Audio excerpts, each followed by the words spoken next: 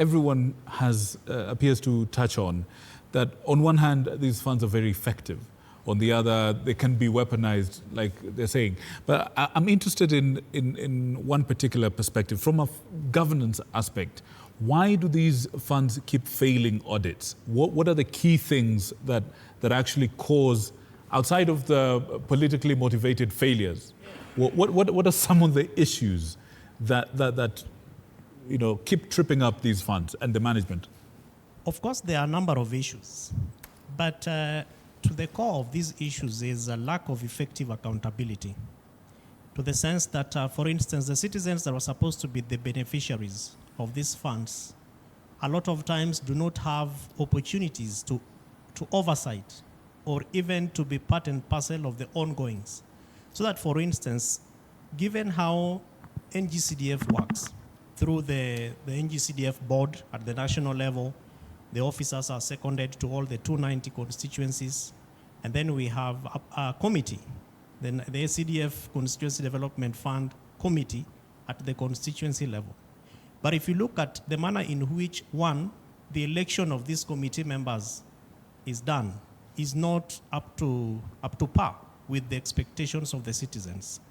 Politically speaking, you expect that, therefore, those who are close to the member of parliament, National Assembly, or the MP, should be the ones who inherit these seats in terms of election. Yet, it is not supposed to be like that. In fact, in some constituencies, members of parliament even prescribe in a list who are supposed to be elected to be members of those committees. Mm-hmm. And that is an institution that has been put in place by the NG-CDF Act.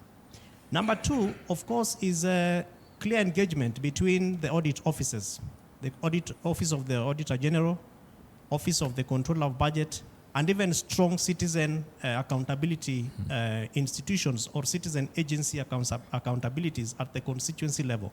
We don't see a very close engagement between the audit offices in terms of capacity building, even for the committee members and or the different sector committees or sector groups of different citizen groups within the constituency. Now, failure to build the capacity is the reason as to why in some of the reports, if you look at some of the Auditor General's report, and I think some of my colleagues have alluded to why some constituencies are doing better and some are doing worse and some are probably not even have nothing to show, is because the Auditor General is looking for evidence. And so you go into a committee or a constituency, and in a committee, there are no evidence of minutes of a CDF committee. You know, there is no clear-cut engagement between what the CDF manager is supposed to do and the roles and responsibilities of the CDF committee chair. Now, moving this even further is it is worsened by the existence of what we call constituency managers. So these are people who generally are like PAs to the MPs, who are also members. In fact, they are not supposed to be members of these committees.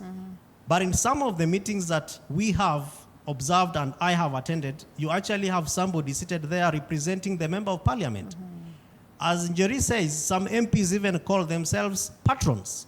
Yet the act does not acknowledge. In fact, if you read that act, there is nowhere the member of parliament, National Assembly, is mentioned. But they still call themselves patrons. So these gaps, and if you look at the architecture of this fund, is that the common citizen will not have a business to want to know hii shule imejengwa na governor ama na MP ama na MC ama na nani.